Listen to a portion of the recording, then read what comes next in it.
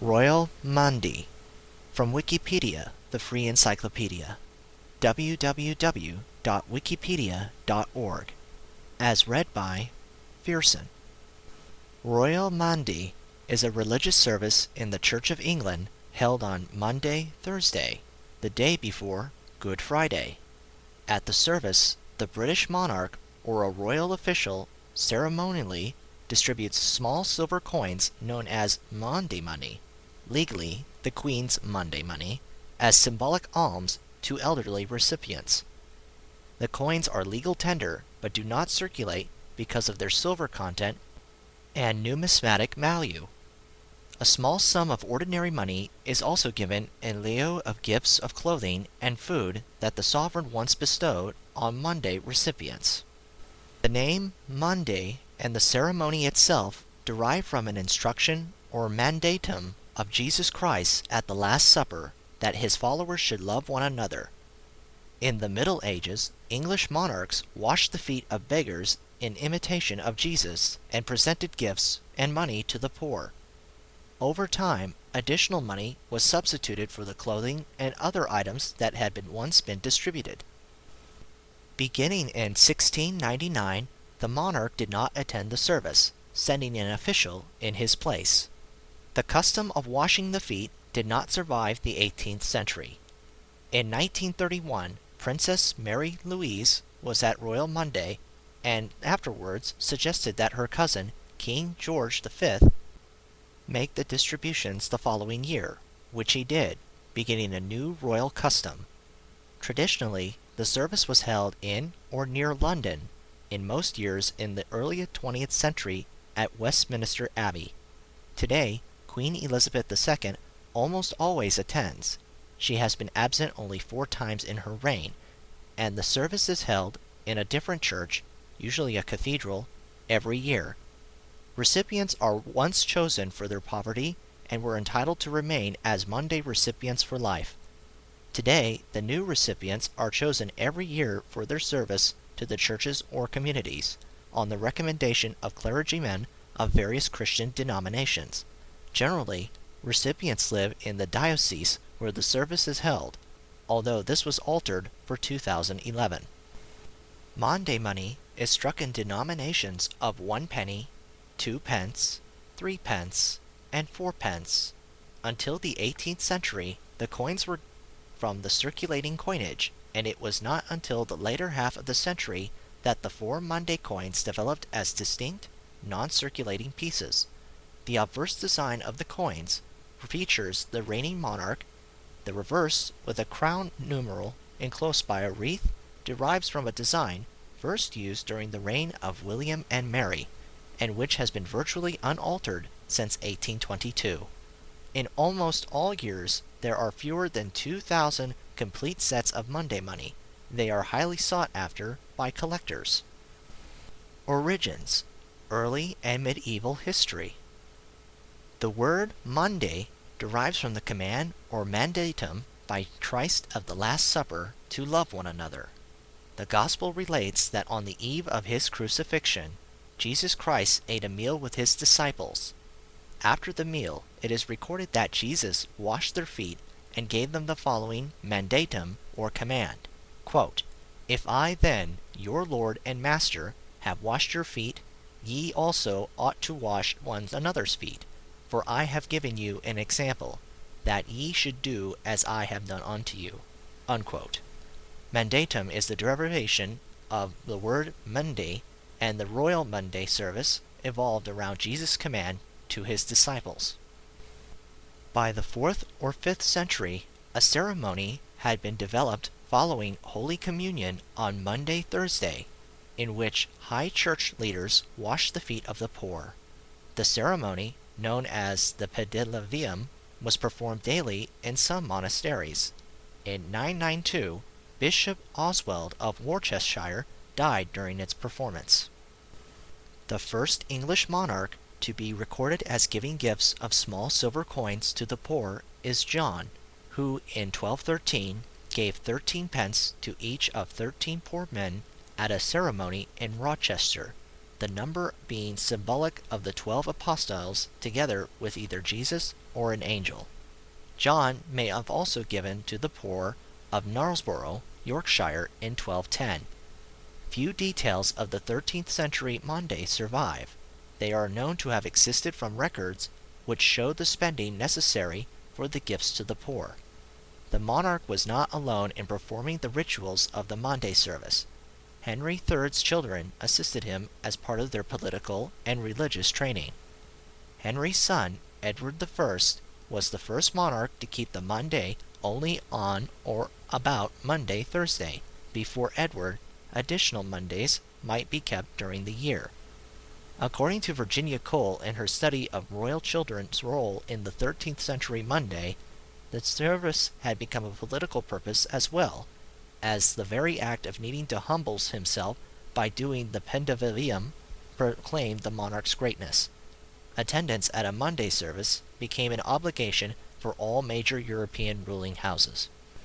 By 1363, the British monarch performed the Pendavium and also gave gifts, which is both the number of pence given and the number of recipients equal to the monarch's age. That year, 50-year-old Edward III gave 50 pence to each of 50 poor men.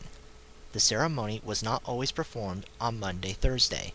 It could be postponed a day to Good Friday by royal command, as it was in 1510.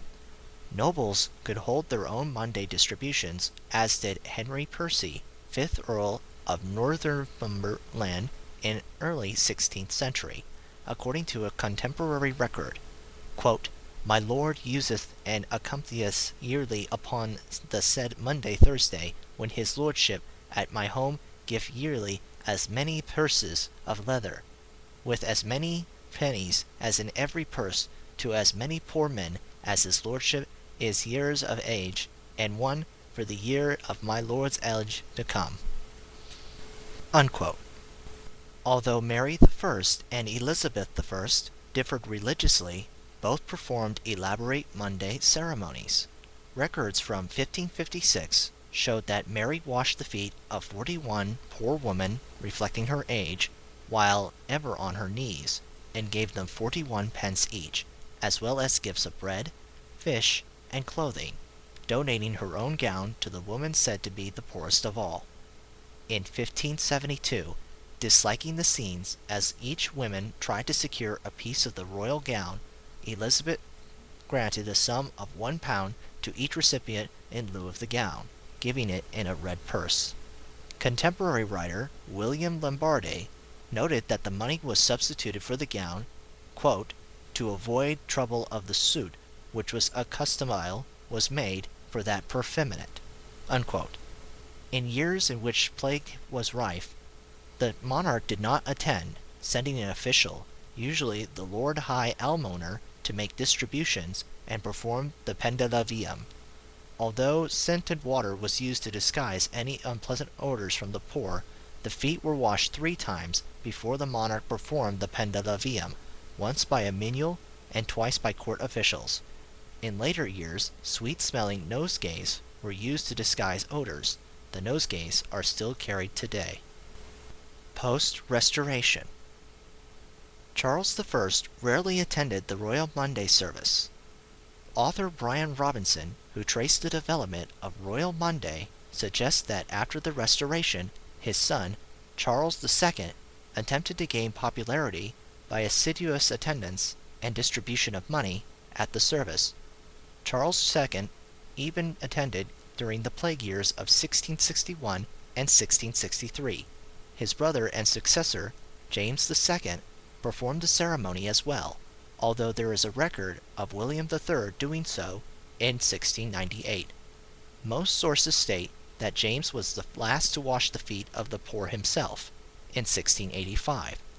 There is no record of any attendance by a monarch at the royal Maundy service after 1698 until 1932, but pre-1725 records are vague. The Lord High Almoner continued to perform the Pendavium at the Maundy ceremony until 1737. Today, only traces of the Pendavium at royal Maundy are the nosegays and the linen towels worn by several of the officials. The service was usually held somewhere near London. This was done to suit the monarch's convenience. In medieval times, it was held in Windsor, Eton, Richmond, Greenwich, or whatever the monarch happened to be at Easter time. In 1714, with the monarch no longer present at the ceremony, the service was moved to the Chapel Royal, Whitehall, where it remained until 1890, when the chapel was given to the Royal United Services Institute.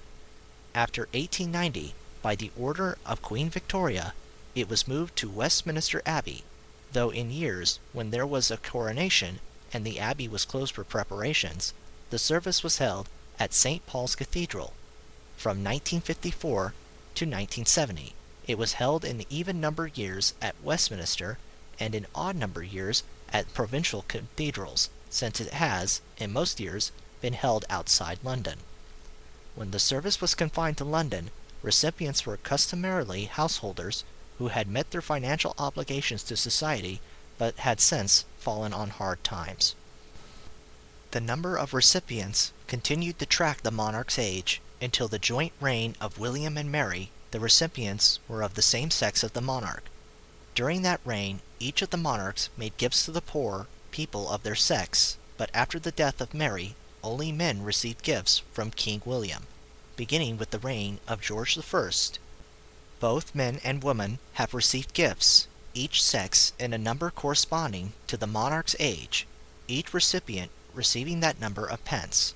Despite the monarch's absence, the ceremony was held each year, with Lord High Almoner or the Sub-Almoner deputizing for the sovereign.